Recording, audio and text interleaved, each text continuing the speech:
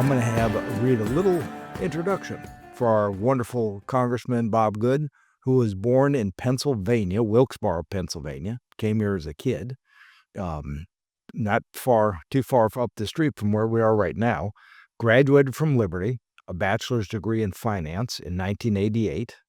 We were teammates, we were finance graduates together, then got your MBA from Liberty as well in 2010.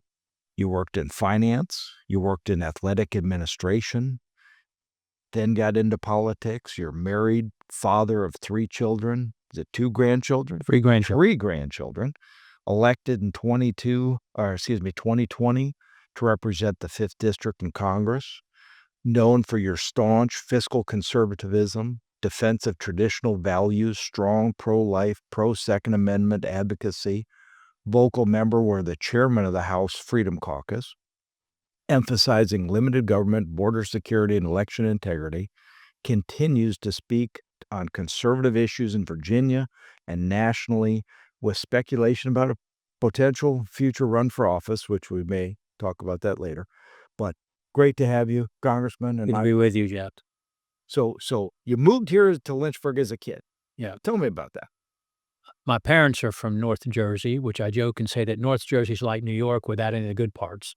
So my parents are from North Jersey, about 45 minutes from New York City, and I was born in Wilkes-Barre, PA. My dad went to Wilkes College, which, by the way, Wilkes-Barre is kind of right next door to Scranton, PA. So there's a famous former resident of Scranton who used to be president. Thankfully, he's not president anymore.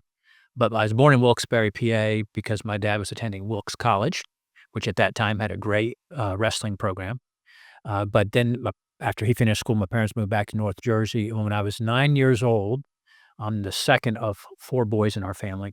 When I was 9 years old, my dad quit his job in North Jersey to move the family to Lynchburg because he had seen Dr. Jerry Falwell on TV and decided to go to seminary at Liberty Baptist Seminary, which was in its infancy at that time in the mid-'70s. So moved to Lynchburg area when I was 9 years old. And so from that, you grew up here. You wrestled in high school and state champion. And yeah, I grew up just near the old Thomas Road in what's now called Midtown Lynchburg on Fort Avenue there. It was a low-income family. We didn't have a lot growing up. My dad was a full-time student for a lot of those years, and I went to city school, Lynchburg City Public Schools, kind of had to work all of my life for everything. And to your point, my brothers and I became wrestlers when we were in sort of elementary, middle school, and went on to really pursue that full-time in high school and got a partial wrestling scholarship to Liberty University, which is where I met you a couple of years later. And what's nice is, in which we'll get to your going into politics, I think that wrestling is the tenacity. And you don't quit, and you keep on championing your conservative principles.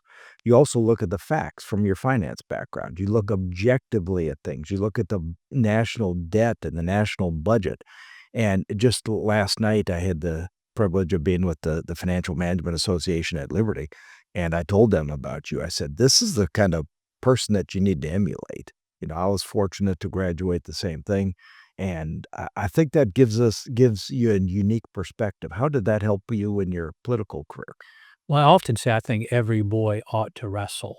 I don't think there's a better tool for shaping young men. And of course, now the sport's exploding on the women's side, on the girls' side as well, as a martial art effectively for women, and glad to see that happening. But in terms of teaching young men to be strong, to be tough, to be disciplined, to persevere, to fight through adversity, to sacrifice temporarily for a long-term goal, which really life is about in a lot of ways, living for tomorrow, working hard and doing what you should do today, whether it's academically or professionally or athletically, so that you can realize a greater reward in the future. That's really a spiritual lesson too. We don't live for this temporal world. We live for eternity. And wrestling is a tremendous tool to shape young men, to prepare young men for life, especially in what I would call the wokeification or wussification of our society, the war against masculinity, and the challenges and the threats that have been placed against men in our society, young men in our society in particular. Every boy ought to wrestle. I'm so thankful that my dad pushed my brothers and I to get into that when we were younger. And I know you understand this, but the experiences and the lessons learned through wrestling, I've carried with me through all of my life. And what's interesting, there's no glory in it. Right, It's not like hey, you're getting a seven-figure contract or right. something, yeah, to do it professionally. And you're making weight and hard knocks and anyway. Yeah, lots of things. And so that kind of also brought you back to Lynchburg. You after college, you lived in Atlanta and Yeah, after we graduated Liberty together in '88, and you graduated a little ahead of me. Alphabetically, I was ahead of you. The G's came before the H's, but academically, you were a little ahead of me there. But after we graduated together in '88, moved away for 17 years. My wife Tracy and I were in Hampton Roads, Virginia Beach area. We were in Wilmington, Delaware, outside Philadelphia. We were in Atlanta. And then in 2005, I had a chance to come back to Liberty with a company transfer. And it had been on my heart, and I know yours and other alumni friends, about the wrestling program that had been eliminated back in 1994, at that point, 11 years prior. And you and I began to you're the first person I thought of. I said, "I need to connect with Jeff Helgeson about what can we do to try to get the wrestling program brought back to Liberty." And actually, I'm sorry, that began in 2002 when I was in Roanoke before coming to Lynchburg in 2005. But we worked for 3 years, raising money, trying to persuade politically, internally and externally, and thankfully, the Lord shined a light, His favor on that effort, and we were able to help see that program get brought back in 2005. At which time afterwards, I ended up quitting my job with what was then a division of Citigroup, City Financial, after 17 years, took almost a 50% pay cut to come and work at Liberty in full-time athletic fundraising in 2005. yeah. And you look at all these doors that open and doors that shut and how God leads.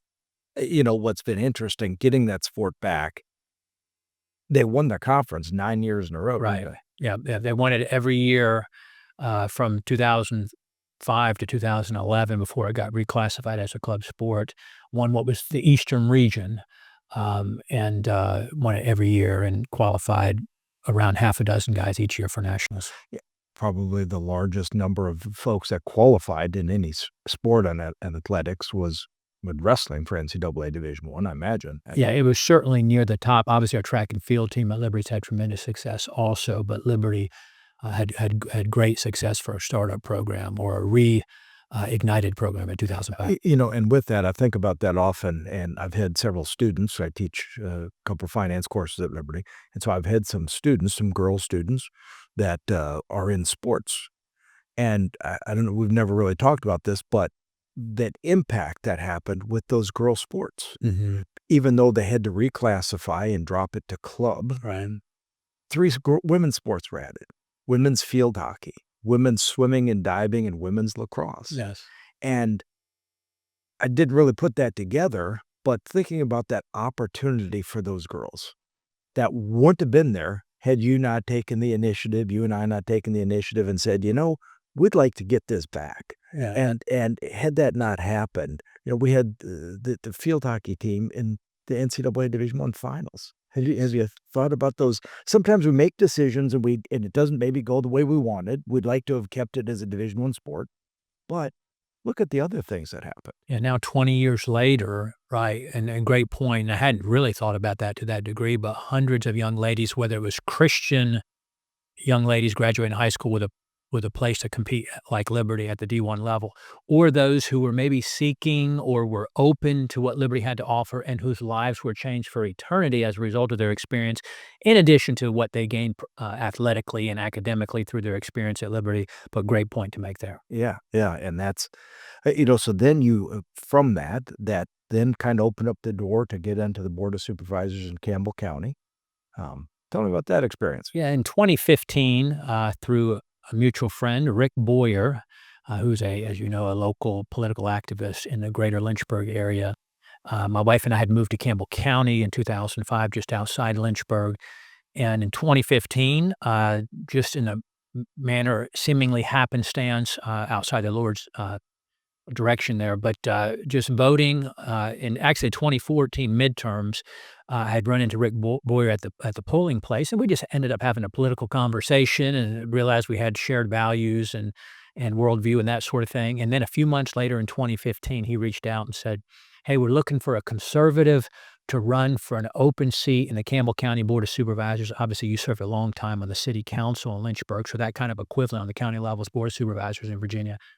And my wife and I really resisted it because my job at Liberty, when you're in athletic fundraising, it's kind of a 24/7 job. There's no you're working nights and weekends and holidays and summer and I mean, all of that, and you're kinda never done with fundraising. There's always one more person to reach out to, one more event, that sort of thing, and so we tried to find somebody else to do it and prayed about it, but and we're sorta open to it, but we couldn't find anybody else to do it, so agreed to run and serve 1 term. I got elected in 2015. In 2019, announced I'm not running again.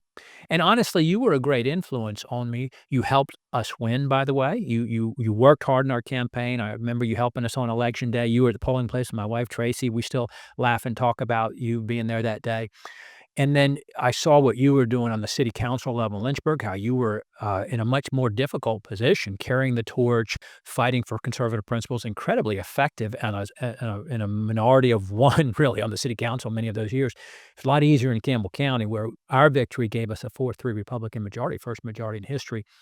But I struggled to serve 1 term and add that on top of my plate with my work and decided in 2019 not to run again and thought I was done with politics. I early in 2019 announced, just gonna step aside. A neighbor, a friend down the street who was interested in running, wanted to run if I didn't. I said and we my Tracy and I just didn't have a peace about running again. We just didn't have a desire to do it again, and didn't make some grand announcement that I'm done with politics, I'll never run for anything, but just didn't have any plans to do so. And, so we, in early 19, decided not to run again for county supervisor. Yeah, and it is interesting. It's, the more that we look at politicians today, the people that say, "Oh, I wanna run." Right. Those are the people I think, Groucho Marx's philosophy of I never want to be a member of somebody that have me That's right. club, it's kind of the same thing in politics. You could almost sum up, you're right, what is wrong with politics on the local level. It's the same as it is on the state level in Richmond or on the national level in DC.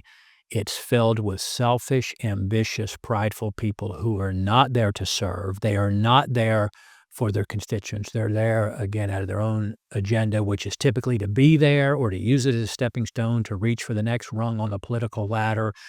And it's very rare that you find a true public servant who's there to make a difference. I often would say when I was in Washington to my colleagues, we will never save this country until it becomes more important to us to leave having made a difference than it is to see how long we can stay. And almost everybody there is there to see how long they can stay. And that's their ultimate objective. So that means you'll do anything uh, in order to secure your reelection. Our founders pledged their lives, their fortunes, their sacred honor, and our current representatives, most of them won't even pledge their next election to do the right thing. And speaking of which, today is Constitution Day. How about that? And so, very fitting that you would talk about what our founders and our founders typically wanted to get back home too, didn't they? That's right. They did it. It wasn't see how long they could stay. It was how quickly they could leave. Yeah, they definitely intended citizen legislators who would take a turn, and they intended the majority of power or the most powerful aspect of the limited federal government, believing, by the way, that our rights come from our creator and that government is only empowered with the consent of the governed to protect those rights. But they wanted the part of the federal government, the House in particular, not the Senate, which was supposed to be elected by the state legislatures until we changed that. It never should have before the 17th Amendment, I think it was. It wasn't the executive branch. It wasn't the Supreme Court. It was the House of Representatives that they empowered to do the things like tax us, spend our money, by the way, collect tariffs, and also declare war and assemble armies because they wanted the most powerful branch to be the ones that had to stand for reelection every 2 years and most responsive to and accessible to the people. That certainly has changed a lot in the past couple hundred years. Yeah. And with that, Constitution Day, with the most recent announcement or sad that we just saw with Charlie Kirk, and I know he was very instrumental, and you knew him personally as he endorsed your campaigns. He was with you on things. Tell me about what you've learned and experienced with Charlie Kirk. Yeah, I Charlie and Clark and I weren't close in terms of we weren't like text buddies, that sort of thing, but I did know him.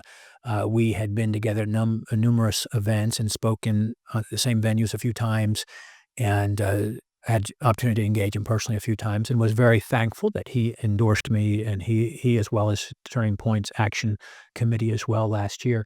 And what I respected about Charlie Kirk, number of things. One, his testimony, his personal faith. He recognized that the most important thing in life was to be prepared for eternity. He talked a lot about his relationship with his Lord and Savior Jesus Christ, and he was a great example and testament in that respect.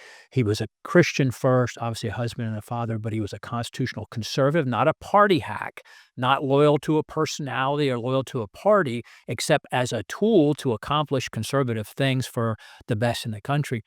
And I particularly appreciated that he was willing to speak truth to power. When Republicans were wrong, even the president, he would disagree with them respectfully, obviously in the right way. And he wasn't one of those who just bowed to political pressure, but he spoke the truth, and ultimately he gave his life for it. But no one gets to heaven early. The Lord wasn't surprised when Charlie Kirk showed up. We were surprised, but the Lord wasn't surprised. Dr. Falwell used to say we're bulletproof until the Lord's done with us, and Charlie Kirk was bulletproof until the Lord was done with him. We don't know why the Lord allowed him to go home what would seem early to us at age 31, but it was the time that the Lord knew before the foundation of the world that it was going to happen. He allows sinful people to do wicked things. We saw that play out. But I think what we need to take from that is courage and boldness to speak truth. I think of the apostles in the book of Acts, the early church, where when they were first arrested for speaking about Jesus after the resurrection, the ascension, they were threatened and warned, don't talk about him anymore.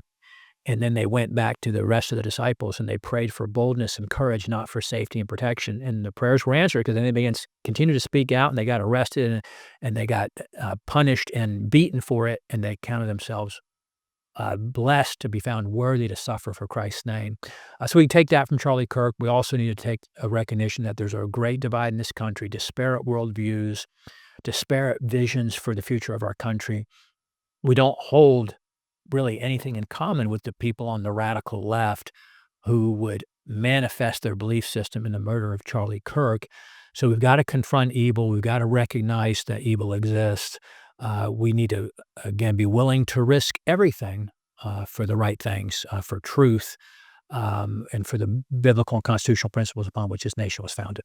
Yeah, I didn't follow him as closely, because you're out there doing your political involvement. I'm out there doing my political involvement, and didn't realize what an impact he had. And listening to all these things about, so many times people in the political world, they talk about my faith journey or your higher power, Right, or God even. They may get that far, but they never get into Jesus Christ, right. and which is nice and refreshing, and all these. So there's a void there now for a lot of young people. I mean, I guess a lot of young people had looked up to him as he looks up to Christ, maybe kind of as the Apostle Paul. What can be done for young people now? Well, it makes me think, I was in your remarks there, how truth is exclusive, truth is divisive, truth is absolute, truth doesn't have versions. And while Charlie Kirk had that right tone, that right balance in the way he presented his message, respectful, uh, cordial, polite, accommodating, encouraged and welcomed opposing views because he knew that truth was on his side, and he wasn't afraid of the wrong worldview, if you will. And you can tell Charlie loved people. He loved his Savior. He loved his family. He loved his country, but he loved people. But it is a great void. Humanly speaking, it is a great void. He made a great difference on our college campuses. He made a great difference in helping open the eyes of young people on our college and on our high school campuses. I'm involved with, indirectly, but involved with a Turning Point USA chapter at Western Albemarle High School, just outside Charlottesville. I went to a vigil there for Charlie Kirk just a few nights ago and got to speak at that, but I've spoken at their chapter.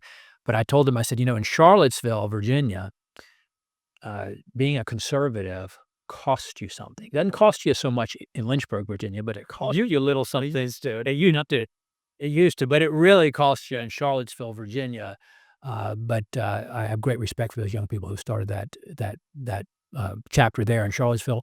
But I think the loss of Charlie Kirk is going to spark a renewed conservative movement, a renewed sense of courage and boldness, and a renewed desire to follow the example of people like him. Yeah.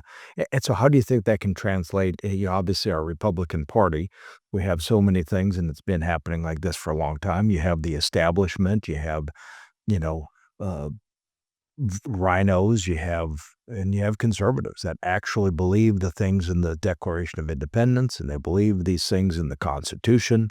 They believe in that, in fact, our rights come from God, not from man, as our Senator Tim Kaine said the other day. So how do we bring back and how do we renew the Republican Party? It is a real challenge. Jokingly say often the Republican Party is the worst party out there except the other one. There's only 2 of them. So, as a constitutional conservative, as a biblical conservative, we don't have a lot of options. But the Democrat Party is determined to destroy this country. They hate the Constitution. They hate the founders. They hate our founding Judeo-Christian principles. There's a reason why they're the party of open borders, and they believe that 7 billion people around the world who don't live in the United States have the right to come here, whether illegally or legally, without being vetted, without merit, and there's no limit to that. There's a reason why they have a anti-human worldview when it comes to climate or whatever it might be, an anti-freedom worldview, a government as the answer to everything worldview. And so it's pure evil that we're battling, and politics matter. After things of eternal and scriptural significance, it's cultural and political significance that matters most after that. And politics affects every area of our lives, and what we're doing in that realm, it matters. It matters not just for you and I today, but it matters for our children and our grandchildren and our future. And the founders recognized that this republic, when Ben Franklin is famously said to have said after the Constitutional Convention, asked, "What kind of a government did you give us?" He said, "A republic if you can keep it." The founders recognized that keeping the republic was dependent on a moral population, an educated population, and an engaged population. You could argue we don't have any of those 3, and that's why our our our our country is at such peril. But the government we get reflects us. We don't like that part. We blame Congress and we blame Washington, and rightfully so, but it really reflects us. And the problem is the Democrat Party's been taken over by the radical left. They've kinda got 2 wings, the extreme radical left and just the regular radical left. There's no more moderates or centrists, in the Democrat Party. The Republican Party's wrestling between the conservatives and the moderates, and the moderate just means you don't stand for anything, as you know. You don't there's no anchor there. It's just whatever helps you get reelected. But conservatism is right.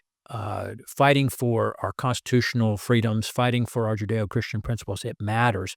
And it matters to not just what our country is today, what it's going to be in the future. But we need to fight within our party. And you have fought those battles, and a handful of others have fought those battles.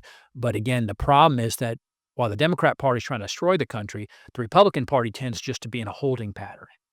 Let's just slow it down. Let's just hang on. Let's get reelected so that we can fight next time. But next time never gets here. Yeah, yeah. And with that, obviously, I can hear that in your voice that if this didn't matter, or if it was just some like little, planning a birthday party, if you didn't care about it, Right. if it didn't matter, there would be no anger. There'd be no, vitriol that sometimes happens. And, Right. I've talked to lots of people, and it's like the most I would cuss is when I'm talking about politics. I mean, because it's at times can be infuriating, especially when you have people that say they're going to do something and don't.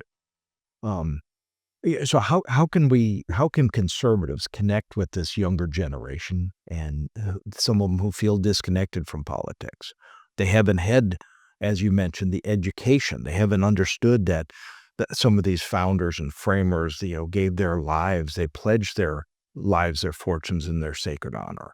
How can we continue to read or to engage young folks into I think a lot of it is through our education system, and we certainly have lost the battle in our education system over the last 60 years or so, K to 12 as well as college campuses. And you're just beginning to see in recent years, we talked about it with Charlie Kirk and his movement, Prager University or Prager Institute is doing some great work there as well.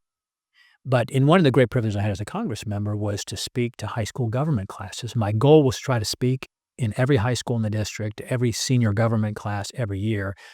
Didn't make that, but was getting to about half of them a year. And my thought was, gosh, if I can talk to every high school senior and I can talk to them about the truth about America, the truth about our founding, the miracle that the founders recognized it was to establish this first constitutional republic, this first concept of self-rule, of a government getting its rights, its power from the people and only existing to protect the God-given rights. Again, contrary to what Tim Kaine, our senator from Virginia, would say, that our rights come from our Creator, that are given to us by our God, and that government's only proper role is to protect those rights, but also talk about the truth about America, that no country in the history of the world has evangelized more people, ministered to more people, freed more people, rescued more people, fed more people around the world than the United States has, that no country in the history of the world has been more welcoming and accommodating to lawful legal immigrants from around the world, from all ethnicities, nationalities, races, and so forth, and given more upward mobility opportunity to people of all races, ethnicities, and nationalities, so, like our country has, that no country in the history of the world has went to war with itself some 80 or so years after being established, that had a framework in the Constitution to free the slaves, and that was based on the belief that all were created equal, endowed by their Creator with certain inalienable rights, and that no other country in the history of the world went to war with itself, where the majority population slaughtered some 600,000 lives to free the minority population. And where else in the world can a minority rise to the highest level position in the government to be elected like Barack Obama was in 2008, 2012? He was a terrible president, but yet got reelected in 2012 in spite of his race, and his policies were awful because the country didn't care what he looked like.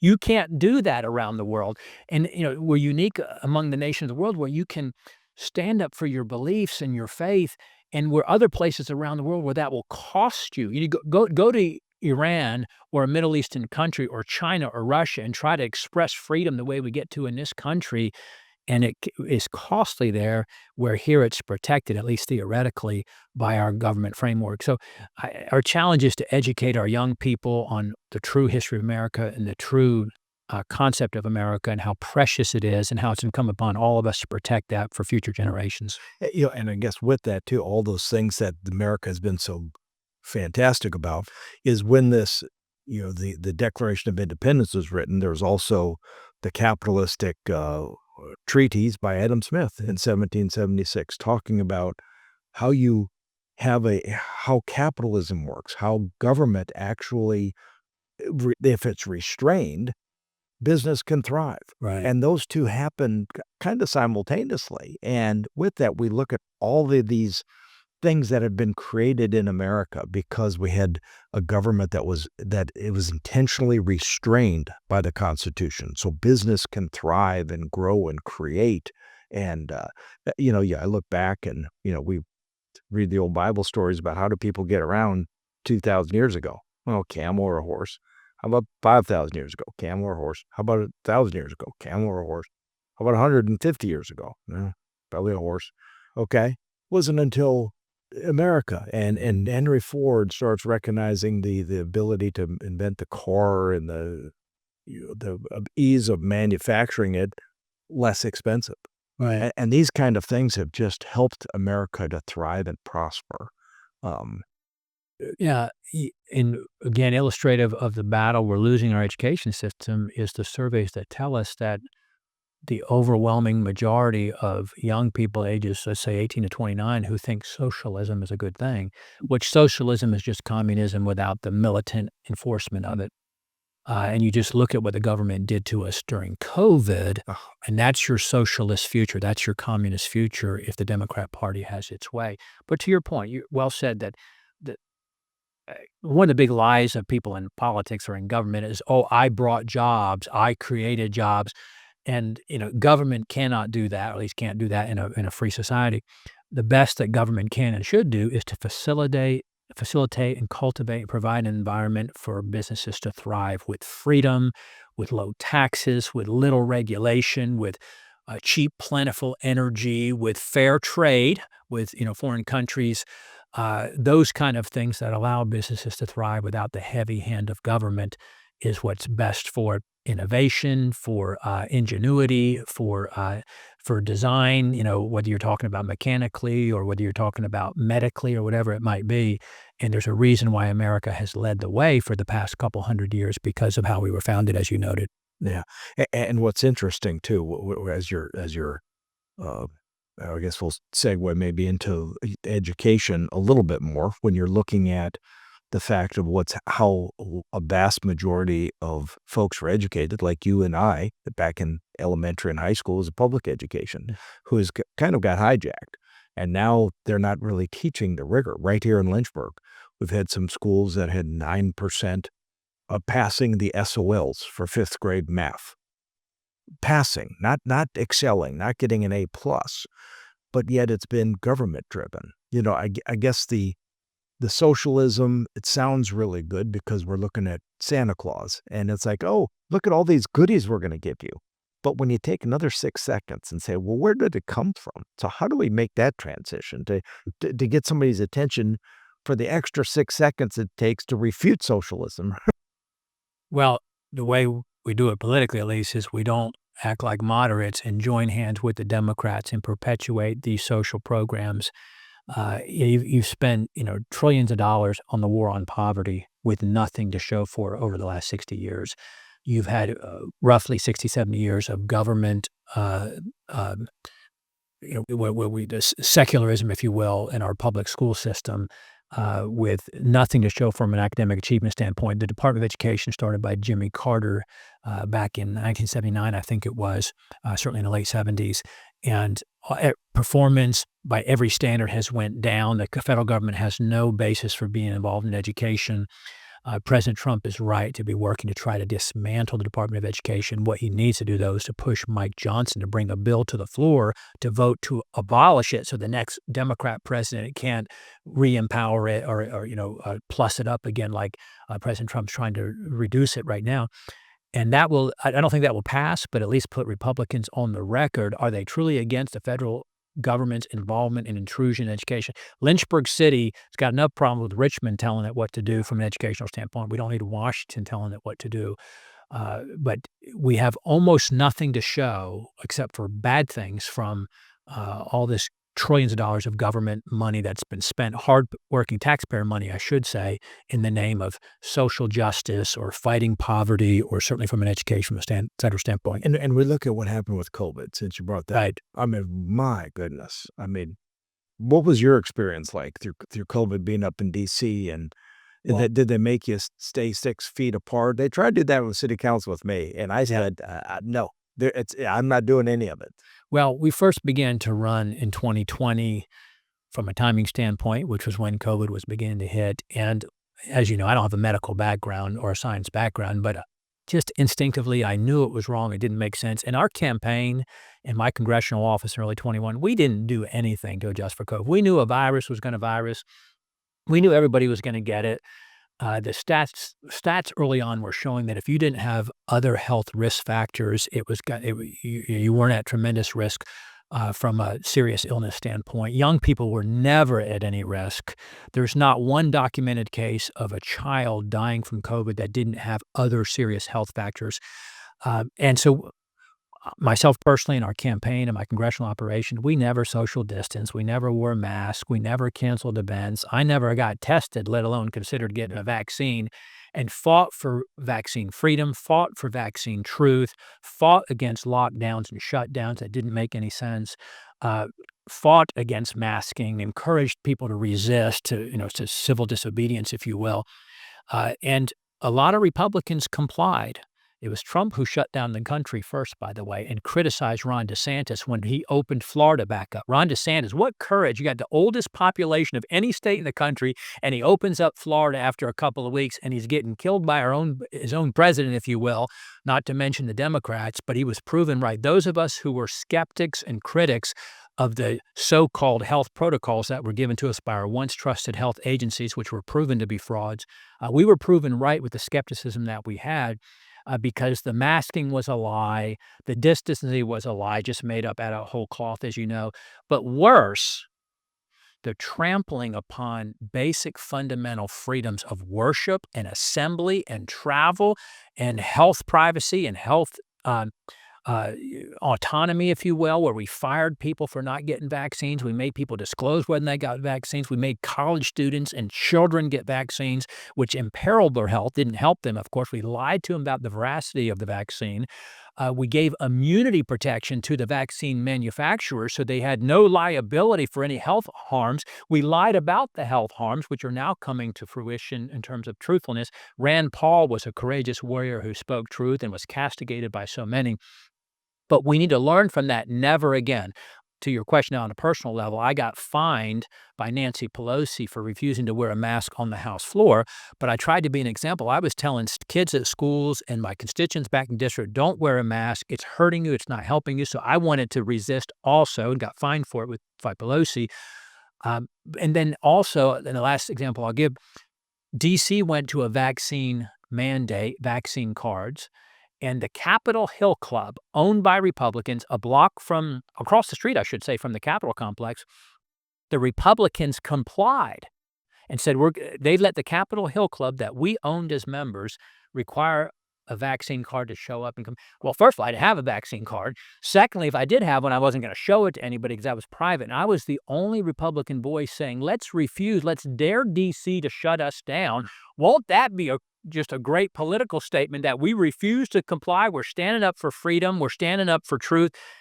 And the rest of them were quietly just showing their vaccine card and going in.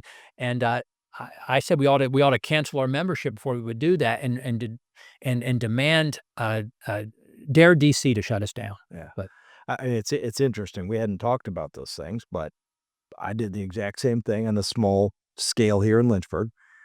And back to my original premise that when you have finance, you're looking objectively at facts, and everything you talked about were objectively at facts, not the emotional heartstring. You also had the background in wrestling, the tenacity to say, hey, this is right, and I'm standing up for it. And you also understood your creator. You know, God created us. And so when it's our time to go, it's our time to go. And some of those, it reminded me back to our athletics as well. At that same time frame, our girls field hockey took second in the country in the NCAAs. Highest finish by any Liberty sport ever. And so I had them come up before council and we recognized them, and I'm there in the picture. And it was funny. I looked at the picture after. That all these girls are so excited about their achievement, beaming smiles. I'm excited to be with them and to recognize them. Everybody else that they're mad. Couldn't see the smiles of friend, right? And it was like, it's a picture worth 1,000 words, and you look back in time, and I hope these young people see this. I hope the young people recognize that, sometimes that voice crying in the wilderness, as we read about in the Bible, where that was that person standing up. Why? Because they just wanted to be cantankerous, or actually that was the truth. And, so anyway, going back, a lot of times they'll make up an excuse, as Thomas Sowell says, in the Vision of the Anointed. They just say, well, how many more people would have died had we not acted? And they pat themselves on the back in spite of record decline in our education scores were already low. Now they're just plummeting. Yeah, those children will never recover from that 2 years of lost learning. The school should never have been shut. It wasn't in the best interest of the students. Students were not at any risk. It was the teachers' unions who didn't want to go back. I remember in D.C., when the schools were first shut down, the teachers' unions, National Education Association, and so forth, said, we need $25 billion to safely open the schools. We gave them $200 billion. Of course, I voted against that, but we gave them $200 billion. And Republicans tried to condition the money, which we couldn't block, but at least that they had to reopen the schools to get the money, and they didn't want that. The Democrats wouldn't even require them to open the schools to get the money. But what we need to say as a country and as a people is never again. Absolutely. Never again will we let government intrude upon our First Amendment rights by regulating religion and worship and so forth. Never again will we fire people from their jobs because they didn't get a experimental vaccine, that we will never again kick out members of the military and first responders and medical practitioners who were on the front lines risking everything. Never again will we tolerate our health agencies to lie to us about, again, the veracity of the vaccine, its effectiveness, and its health risks, and the, things like masking and so forth. Never again, and all we have to do is look to the north in Canada, who is even worse. That's our future. That's California on steroids. No, we don't want them to be the 51st state, despite what a president has threatened to try to do.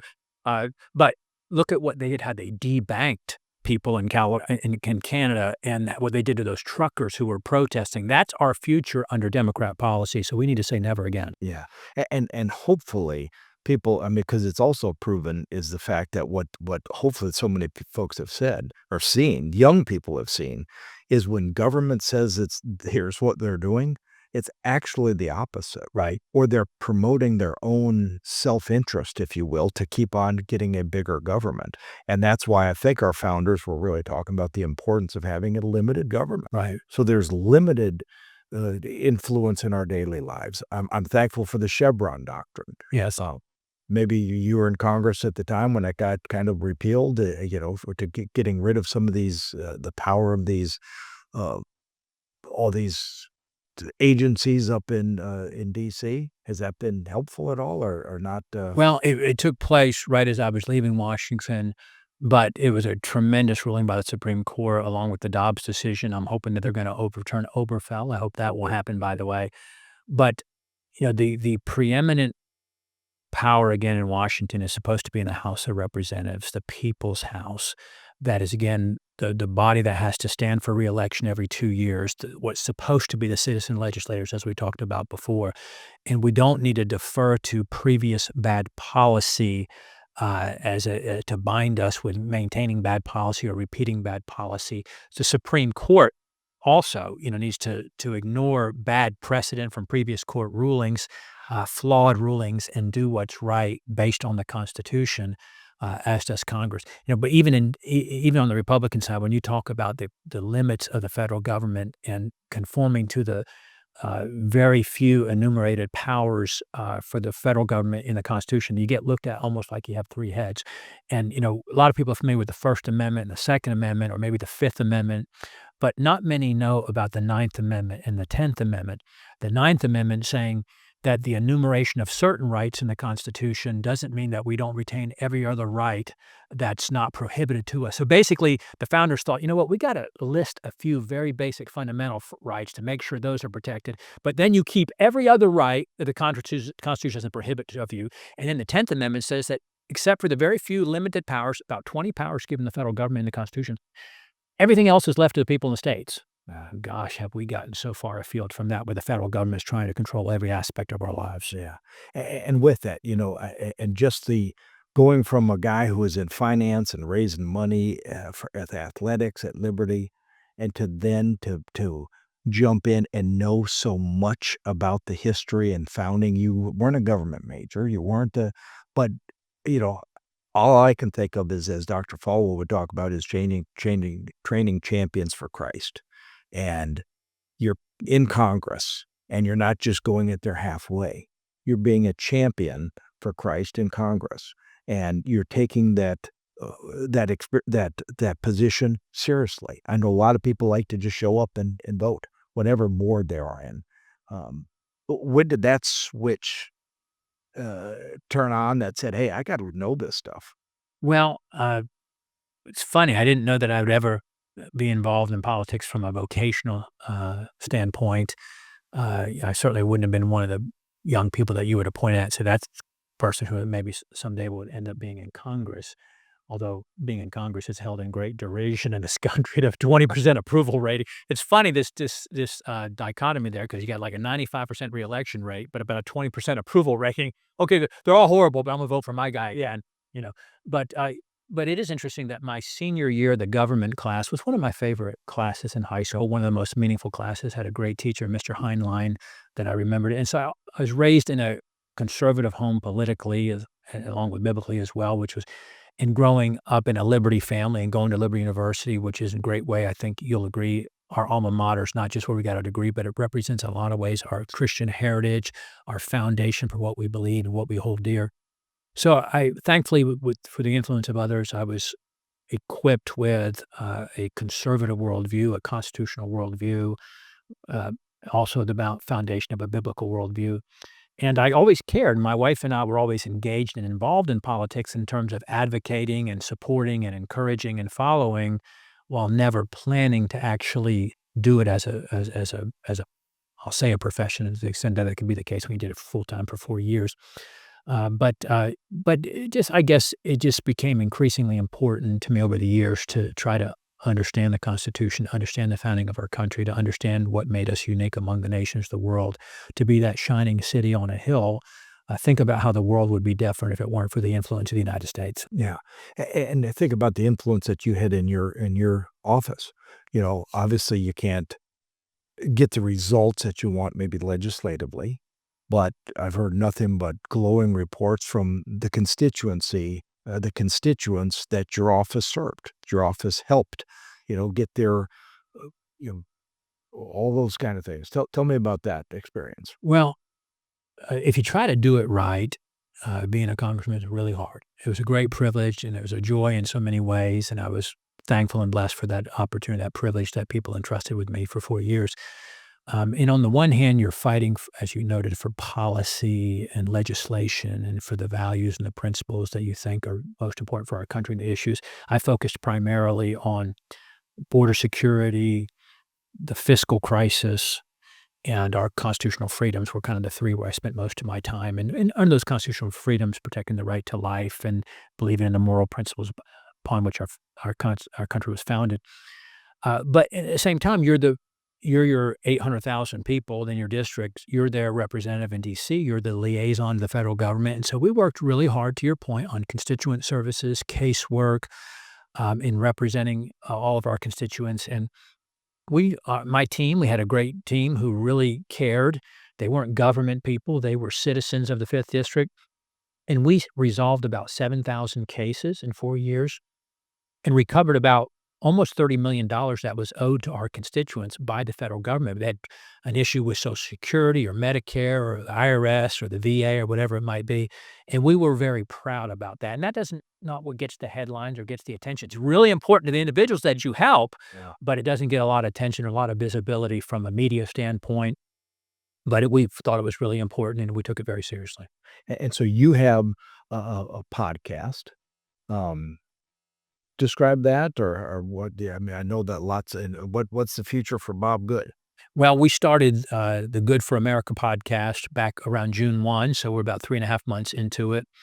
And I typically do 2 episodes a week, mostly monologues where I'm just talking about a lot on the fiscal crisis and a lot on the Republicans' failure to address the fiscal crisis. Actually, Republicans making the fiscal crisis worse. Republicans are going to run next year in the midterms on $40 trillion in debt, and they're on track for $45 trillion by the end of Trump's presidency. They own it all, and they're getting ready to make it worse with the continuing resolution they're going to do by the end of this month. So Republicans are failing us, and it's always and only about the money in Washington. Because it's all about what you fund, and you know that from the city standpoint. That was true in Campbell County. It's true on the state level. It's true on the federal level. It's the same, whatever level of politics we're talking about. But we talk a lot about the fiscal issues. We talk a lot about the moral issues. And I talk about issues that a lot of Republicans aren't happy to talk about. I talk about the life issue. I call it the great departure. Once we had the Dobbs decision and the responsibility for legislating on abortion fell to the legislators at the state and the federal level, they don't want to talk about it anymore. The Republican Party doesn't want to talk about life anymore. I talk about the moral. I talk about the LGBT issues. We are reaping what we have sown as a party, where we've embraced the LGB part, but we don't like the T part all of a sudden. We're concerned about women in sports or men and women's sports. We're concerned about surgery on children, which are critically important. Also, God's design for morality, marriage, and the family matters. And almost everything that plagues our society is a failure to follow God's design for morality, marriage, and the family. So we talk a lot about those issues as well. But it's a lot of fun. I've had a handful of my former Freedom Caucus colleagues on as guests where we've talked about what's going on in Washington. None of it good, quite frankly, sadly, for the most part. But it's a lot of fun. It's good for America. Folks can follow it on Apple, on Spotify, on YouTube, wherever they like to follow favorite podcasts like the Patriot podcast here. Yeah, well, nice. And so God opens doors and shuts doors. Is there any thoughts about getting back into elected office, or is there any? Well, a lot of thoughts, but no decisions yet on that.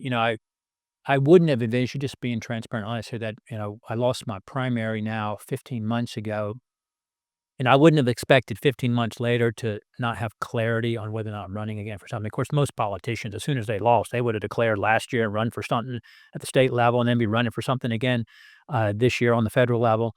But I never wanted to be that kind of a politician who's a relentless politician in search of the next race. There's enough of them in Washington. My successor is certainly one of those. But my wife and I are praying about 26, keeping our options open to that effect. And I kind of feel like I need to make a decision by November for a number of reasons. But it would be in my political interest if I knew I was running to have made a decision and declared that a long time ago, because it would help with fundraising and the campaign and all. But we're still continuing to pray about that. I'm busy with my podcast. I'm busy doing some political and business consulting. I'm doing a lot of media and speaking engagements, and just praying about what's next. Well, man, we sure do appreciate you and knowing you for over 40 some years and watching you grow and stand up for things. It's very encouraging to young people. As I'm watching some of these old TikTok videos of Charlie Kirk, it's the same kind of thing, that courage is contagious. So is cowardice, though. And lots of times people were cowards. But when somebody stands up, others are going to say, I appreciate that. And so I do appreciate that. And I appreciate watching your growth, appreciate how the Lord opens doors. Once I decided not to run for council again, a friend of mine told me about this book to read, which was,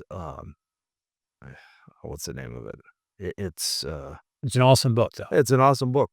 And so the awesome book was the nest of Syria endings. Yeah.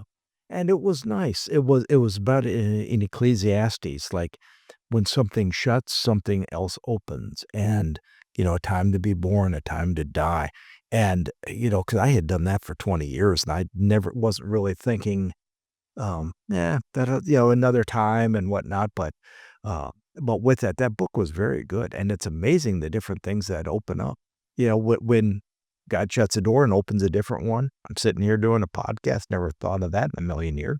I've kind of done the same thing for, 35 years, and there's things I'm thinking about that I never were thinking about before. So, Well, you're right. The Lord wants to use us for His eternal purposes until He takes us home, to bring Him glory, to influence others for eternity. We don't know why He allows different things to happen in our lives. Sometimes He shows us why, sometimes He doesn't. And during my 4 years, I certainly didn't do what was in Bob's best political interests. If I was trying to just look out for my reelection or try to stay in Congress as long as I could, I wouldn't have opposed Kevin McCarthy for Speaker. I wouldn't have endorsed Ron DeSantis for president. So whether courageous or foolish, depending on who you're talking to, I did what I thought was right, which is what I purposed to do when I went there. And then the Lord allowed me to lose a primary. Don't know why He allowed what I would consider evil to prevail.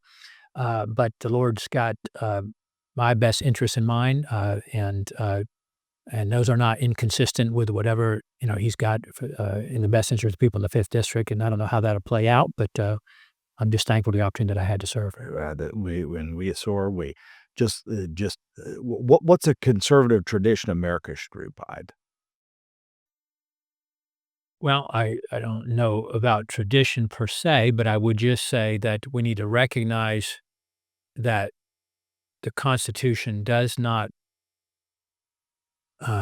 mandate or require or even suggest a separation of church and state, or that there should not be a religious or biblical influence on our government. The founders were mostly Christians, all of them with a belief in our Creator God.